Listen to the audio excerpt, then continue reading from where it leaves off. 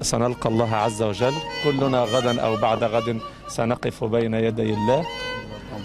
لما ربنا قال لنا في القرآن كل نفس ذائقة الموت، هكذا كتب الله على رؤوس الأشهاد، هم السابقون ونحن بهم لاحقون إن شاء الله.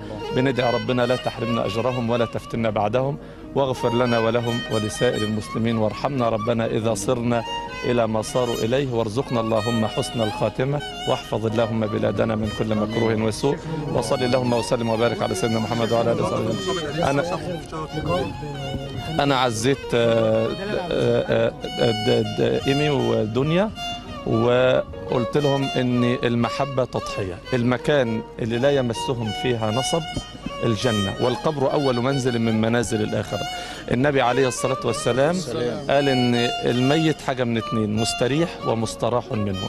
المؤمن مستريح من عناء الدنيا، فأنا عزيت أهل المتوفاة الله يرحمها رحمة واسعة إنها استراحت من عناء الدنيا وتعبها إلى دار الله تبارك وتعالى وكرامته إن شاء الله. من الجميل إنه الليلة آخر ليلة في السنة الهجرية، وبغروب الشمس إن شاء الله هنستقبل سنة هجرية، فهي هاجرت من الدنيا إلى الآخرة. نسأل الله عز وجل أن يتقبلها في عداد الشهداء، اللهم آمين. السلام عليكم.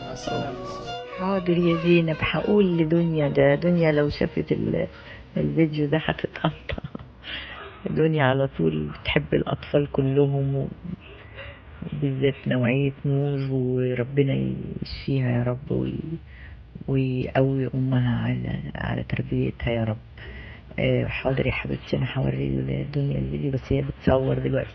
هي ساكنة فين؟ يعني ممكن تجيلها يوم في التصوير مثلا، بس نحدد يبقى يوم ظريف كده أو في مكان قريب شوية ويجي. بس هي ساكنة فين أصلا؟